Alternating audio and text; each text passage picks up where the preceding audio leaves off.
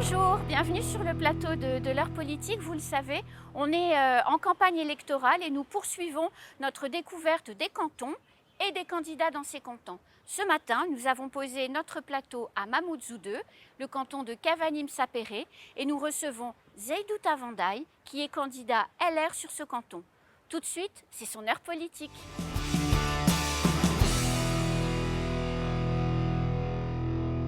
Seydou Tavandaï, bonjour. Bonjour, Anne-Constance. Bienvenue sur le plateau de l'heure politique. Je suis très heureux d'être là et manifestement, je suis très bien, confortablement installé. Avec une vue extraordinaire sur ton canton. Ce canton que je porte au plus profond de mon cœur. Donc c'est le canton de Mamoudzou 2 qui t'a déjà porté au conseil général. À l'époque, ce n'était pas encore conseil départemental. Tu es assis sur ce fauteuil confortablement installé. Ça veut dire que tu es candidat?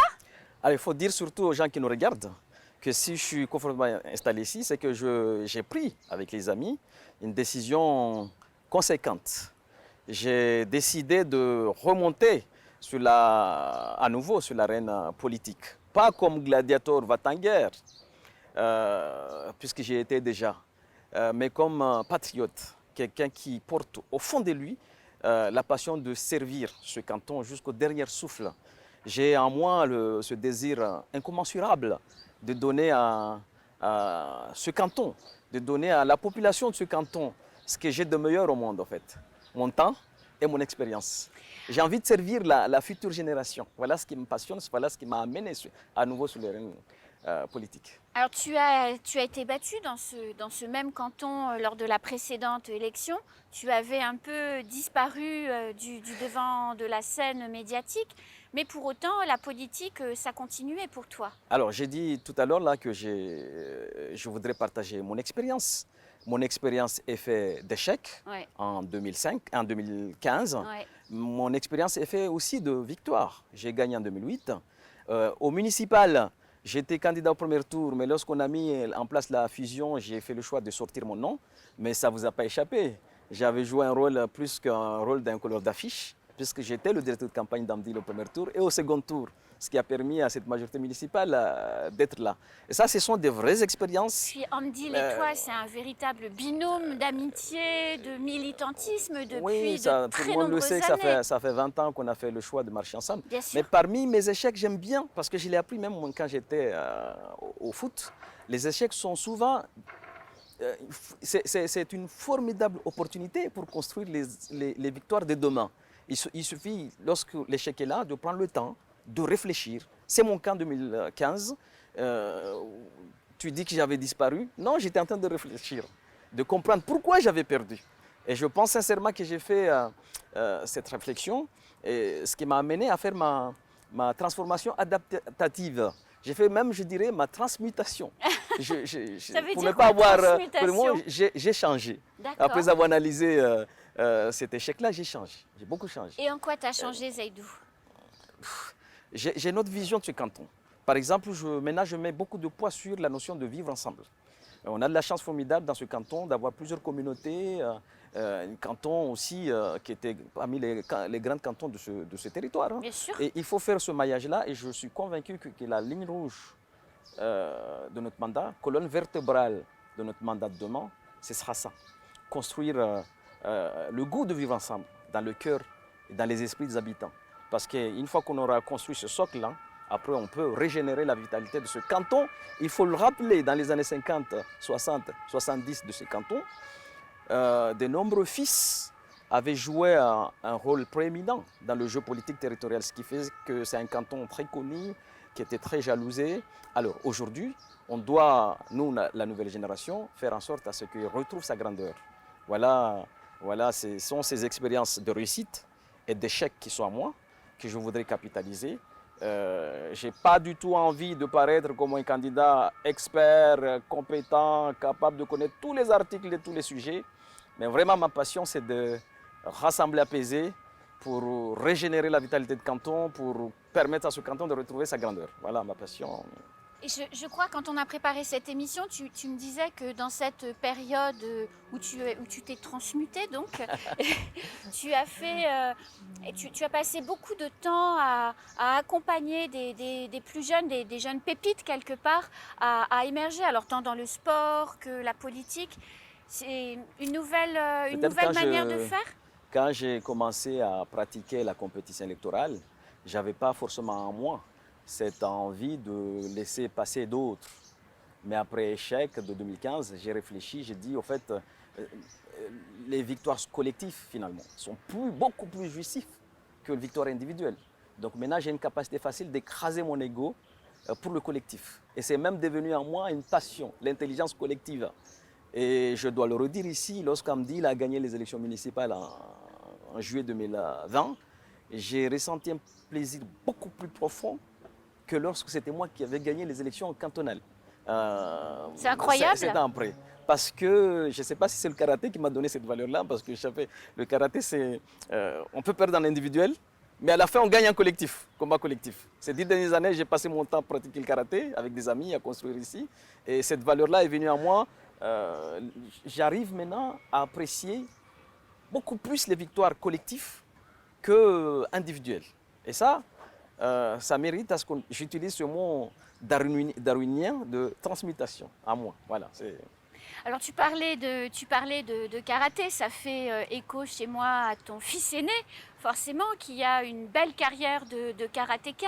Donc tu es candidat, mais tu as vécu aussi pendant ces 10 dernières années plein de difficultés, de joie, laisser partir son jeune jusqu'en métropole à La Réunion, puis en métropole pour faire des études, etc. Est-ce que le fait maintenant d'être aussi le papa d'ado, ça a changé en toi ta vision des choses sur un certain nombre de sujets? Alors, ce que tu évoques là, c'est surtout la foi que j'ai en moi par rapport aux valeurs de sport. Oui, aussi. Moi, je me considère toujours comme quelqu'un qui est né sous bonne étoile, qui est chanceux. Et au fond, je suis reconnaissant de Dieu de m'avoir favorisé à ce point.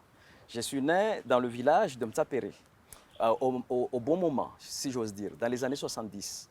Ce village-là, dans ces années-là, était très impliqué dans le jeu politique territorial, puisqu'il y avait des personnalités locales qui étaient en haute sphère, ce qui faisait que le village est très... Mais aussi, à la fin des années 70, il y a eu une lumière.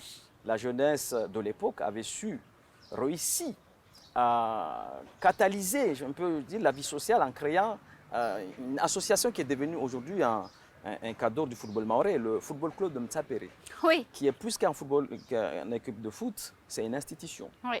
qui rassemble le village, la jeunesse du village, pour l'amener vers l'excellence, avec le goût de donner l'exemple aux autres jeunes de Mayotte. Moi, j'ai grandi avec cette valeur-là. J'ai pratiqué comme footballeur, j'ai présidé l'association, et c'est vrai que c'est une hygiène de vie. Jusqu'à dans le sphère vie privée, je passe mon temps à dire aux enfants, c'est pas tant en faire d'eux des grands champions, mais plutôt à ce qu'ils prennent ces valeurs-là comme hygiène de vie. Donc effectivement, l'aîné a fait le choix de karaté, sport de haut niveau, très compliqué de l'organiser aussi à Mayotte. C'est une aventure pour le jeune homme, mais j'ai découvert, moi qui savais tout connaître, mais en marchant un peu sur ces pas, j'ai découvert que c'est une souffrance aussi pour les parents parce que c'est difficile à 10 000 km d'organiser tout ça. Maintenant, tout ça, ce sont des expériences de la vie. Et j'espère que demain, parce que ce canton de Champion a besoin à ce que son représentant territorial soit quasiment le capitaine de tous les mouvements sportifs qui sont là. Pas capitaine pour aller jouer, taper au ballon, ça je pense c'est fini. Mais ce grand frère ou cette grande sœur, en tant qu'élu départemental, on doit être en capacité de donner espoir, de donner envie à ces grands frères qui sont éducateurs, à continuer à accompagner ces jeunes du canton. Parce que la valeur, c'est la valeur sport. À toute évidence. Il y a les Jeux des îles aussi. En plus, on a des grands rendez-vous historiques. Les Jeux de jeunes peut-être en 2025. Oui. Les Jeux des îles en 2027. Il faut prendre maintenant l'initiative pour structurer tout ça et être prêt à organiser tout ça. Donc je pense sincèrement que... Alors Zaidou, pendant ces années où tu t'es transmuté, tu as aussi développé, toujours dans la logique de servir Mayotte, hein, tu as développé, je crois, des compétences fortes en matière de fonds européens et de gestion de la relation Union européenne-Mayotte. Peut-être avant de s'attarder sur cette dimension européenne de mon parcours, dire tout simplement que j'ai commencé là comme tous les enfants de mon temps, primaire, collège, lycée, ce qu'on appelle aujourd'hui lycée Bamana, puis je suis parti faire 5 ans en métropole, à comme beaucoup de jeunes. Et après une maîtrise d'AES, je suis revenu, je pense que c'était comme par hasard, hein, c'est après la Coupe du Monde de 1998, je suis venu à Mayotte où j'ai exercé pendant pratiquement 16 ans comme cadre de la mairie de Mamoudzou, DGA, puis 2 ans comme collaborateur au cabinet de l'ancien maire sénateur Abdourahmane Swalihi, puis je suis reparti une année en privé et puis 4 ans au cabinet de l'actuel président du conseil départemental, M. Swabahadine. Effectivement, voyant comment les choses évoluent à Mayotte, j'ai très vite repéré que dans les années et dans les décennies qui vont venir, l'Europe va être le sujet d'avenir. C'est peut-être le sujet de Mayotte. Bien sûr. Et c'est un récit. Et le volet fond, c'est de la mécanique. Et si vous voulez comprendre un peu un récit ou être capable de cerner une mécanique, il n'y a pas 1000 solutions. C'est de se rendre disponible physiquement et aller à l'école. Et je suis reparti faire à l'école. Aujourd'hui, je ne suis pas une flèche sur ces sujets. Mais quand on raconte ces récits, quand on m'explique cette mécanique, je comprends et je pense qu'on ne pourra pas me raconter des bobards. Et c'est un sujet suffisamment complexe. Et je pense qu'un des points faibles sur le territoire maintenant, c'est que dans cet espace politique qui est essentiel, on doit avoir des hommes et des femmes capables d'incarner le sujet. Il ne s'agit pas seulement de pousser son pilotage, il faut l'incarner.